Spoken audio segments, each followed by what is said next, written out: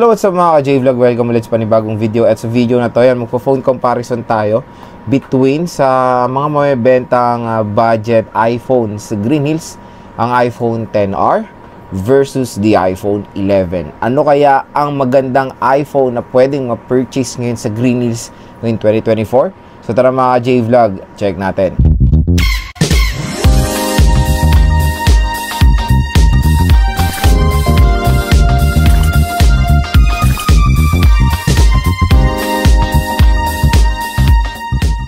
So ito, nag-decide akong gumawa ng phone comparison between sa iPhone XR and iPhone 11 kasi mga J-Vlog, hindi po sila nagkakalayo ng presyo at lahat nga ng iPhones ngayon 2024 ay bumaba na yung presyo compare last year nung nag-start tayo ng vlog sa GH. So yung iPhone XR for as low as 10,000, 9 to 10,000 makakuha kayo ng 64GB niya sa Green Hills with ano yung basic package or yung unit only lang. Tapos sa iPhone 11, ang maganda kasi dito, makakuha na lang kayo ng first loss 14,000 sa Green Hills. 64GB yun mga J-Vlog. Pag 128, I think nasa 16.5 to 17.5. And 256 ng iPhone 11, nag-range sa 18.5 to 19.5. Depende na lang. Kasi sorry ang dami ko kasi binablog ng mga tindahan sa Green Hills. Siyempre iba-iba yung mga presyo nila. Nagbibigay ako ng range, kung mga estimation range lang ng presyo ng mga ito ng iPhone 11 of course and iPhone XR. Yung iPhone XR na 128, ang presyo niya I think nasa 13.5, 12.5 to 13.5 ay 128. 256 naglalaro sa 13 to 14,000 to 15,000 pa sa ibang shop. So yon, kung i-compare niyo yung presyo ng iPhone XR and iPhone 11, nag-range minsan sa 2 to 4,000 pesos yung price difference, depende na lang sa gig or sa storage. So marami talagang nalilito or ayun, naguguluhan nga ano ang perfect na iPhone na pwedeng ma-purchase ngayong 2024 sa kanilang syempre hard-earned money. So yon, iPhone XR ay mas una pong nalabas compare sa iPhone 11. X nga, diba? So, X, Roman numeral yan is iPhone 10, tapos iPhone 11. Parang magkasunod lang sila. Sila kasi yung base version ng mga iPhone sa, ano nila, sa generation nila. Sa iPhone XR kasi, ito yung pinakamura. Tapos, meron tayong mas mahal, the iPhone XS and XS Max. Sa iPhone 11 naman, siya yung pinakamura. So, parang siya yung upgraded version ng iPhone XR nung kina next year. Kasi yung mas mahal is iPhone 11 Pro and iPhone 11 Pro Max. So, base version to, isang taon po ang kanilang pagitan. Okay. And, ang nakakatuwa naman, both phones po ay support pa rin ng iOS 17 until today. iOS 18, ang pag-uusapan, matik na matik iPhone 11 ay ma-update pa yan mga ka-J-Vlog. Sa iPhone XR, to be honest ako, 50-50 ang aking conclusion when it comes sa software support ng iOS 18 sa iPhone XR.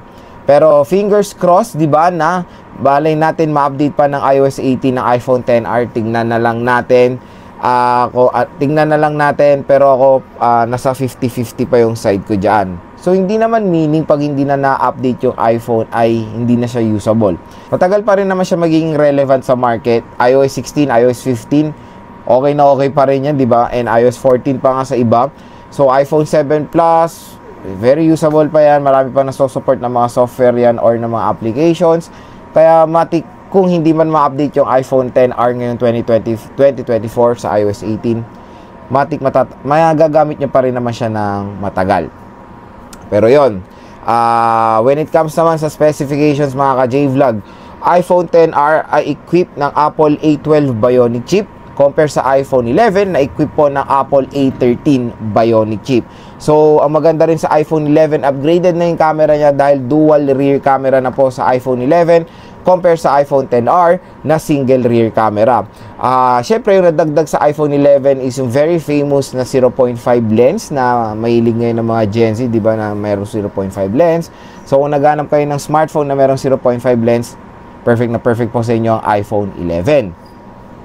When it comes naman sa mga J-Vlog, when it comes naman sa display, hindi sila ganun talaga nagkakalayo. Screen size, pareho-pareho na 6.1 inches. Resolution is liquid retina IPS LCD display. Na-upgrade lang yung display ng iPhone sa iPhone 12 dahil ano na yun Super Retina XDR OLED display na. OLED na kasi sa 12. Sa 11 is IPS pa rin, same lang sa iPhone XR. So kung i-base nyo naman yung specifications sila, hindi naman siya ganun nagkakalayo ng upgrade sa iPhone 11 and iPhone XR. Pero kung yung pera nyo nga, pero kung may extra budget naman kayo na yun, few thousand pesos lang na may dadagdag nyo, syempre mas maganda nang mag all-in kayo sa iPhone 11 dahil yon matik masusupport pa to ng iOS 18 and maybe iOS 19. Pero sa iPhone XR, malapit na siya sa kanyang lifespan kumbaga sa iOS update dahil nasa bottom list na siya ng support ng iOS, kaya nasa critical stage ng iOS ng iPhone XR or iPhone XR when it comes sa update talaga. Pero yun mga ka-J-Vlog, kung napanood nyo yung previous video o na vlog na rin natin or nakabili tayo ng CPO na iPhone XR sa Green Hills kay Ate Mayet, maganda pa rin gamitin ng iPhone XR. Solid talaga ang camera niyan. Even nung linag ko siya last year kasi nag-trending yung iPhone XR na maganda yung camera kahit ilang taon na perfect for TikTok. And yes mga ka-J-Vlog, when it comes sa camera talaga, camera performance, walang makakatalo sa iPhone para sa akin. Sa mga hindi nakakaalam, yung usually na ginagamit kong pang vlog or pang montage sa mga smartphone na gamit ko or sa mga ni-review ko, even sa pag nagva-vlog ako sa Green Hills, iPhone lang po ang gamit ko. iPhone XR, ginagamit ko po yan for content noong 2019. Napakaganda ng camera niya, sobrang solid at napakatagal niyan malobat nung panahon niya mga J-Vlog. Syempre ngayon, marami pa naman mga iPhone XR na merong mga original batteries, kaya panigurado, meron pa naman kayo makukuha mga legit na battery health. Siyempre, saan pa ba tayo magre-recommend ng shop? Wala nang iba kundi kay Ate Met sa CMB Gadget Stall XA7 na po sila ngayong April 2024. So yun mga ka-J-Vlog, iPhone 11 and iPhone XR. For me, kung meron kayo extra budget nga, go for the iPhone 11 na. Doon na kayo mag-upgrade na kayo ng all-in, ilang thousand pesos naman ang inyong dadagdag. When it comes naman sa gaming, nagtatanong, so yun, meron syempre, Lods, ito lang budget ko, iPhone XR. Maganda ba for gaming ang iPhone XR? Yes mga ka-J-Vlog, maganda pa rin for gaming. Napakalakas pa rin po ng Apple A12 Bionic chip. Gamit ko pa rin yung chipset na yan sa aking iPad mini 5th generation. Wala pa rin tayo na experience sa mga any sakit sa ulo na mga stuttering or slow opening ng apps. Yon, nag-game test ko rin of course in 2024 ang iPhone XR. Yung CPO unit, napakaganda pa rin po for Genshin Impact, Mobile Legends, and Call of Duty Mobile. So yun, kung maglalaro kayo, any phones naman dito sa ating phone comparison ay legit na legit pa rin po ang gaming performance niyan. Siyempre, ang pinaka magiging kalaban nyo lang mga ka-J-Vlog is of course yung mga battery life nito mga smartphone na to. When it comes sa battery ng iPhone 11, I think mas mataas ang battery life or battery capacity ng iPhone 11 compare of course sa iPhone XR. Yun. Pag maglalaro kayo dito, wag nyo na asahan na tatagal tong battery nila. Mabilis na talaga malobat ang mga iPhone sa mga luma kasi especially pag maglalaro kayo, mga ilang oras lang ang tatagal niyan. Matik na yan mga J-Vlog. Even yung iPhone 14 Pro Max ko, mabilis na rin siya malobat. I think sa software update ata, yung minsan natatamaan ng ganyan na bugs. Pero minsan pag na-update mo naman, gumaganda ulit yung battery performance. Kaya yon, any iPhone naman mga J-Vlog, mabilis talaga yan malobat. Depende na lang din yan of course sa inyong usage. When it comes sa camera side naman, sa mga nagde-decide, ano ba maganda Lods? iPhone XR ba or iPhone 11 when it comes sa camera? Tulad nga ng sinabi ko sa inyo kanina, kung napaka-importante sa inyo ng ultra-wide camera, syempre go for the iPhone 11 kasi yan yung major update niya sa panahon niya of course is yung 0.5 lens ng iPhone 11 kasi single rear camera lang sa iPhone XR. When it comes sa sa linaw, quality, and of course sa detail ng mga photos, any device naman dito 10R and 11, maganda talaga ang camera performance yan. Nagdedepende na lang yan din of course sa sa gusto nyo. So Mas advanced nga ang camera ng iPhone 11 dahil meron siyang secondary camera. When it comes sa video quality, both phones naman ay support ng 4K video recording, kaya all goods lang yan.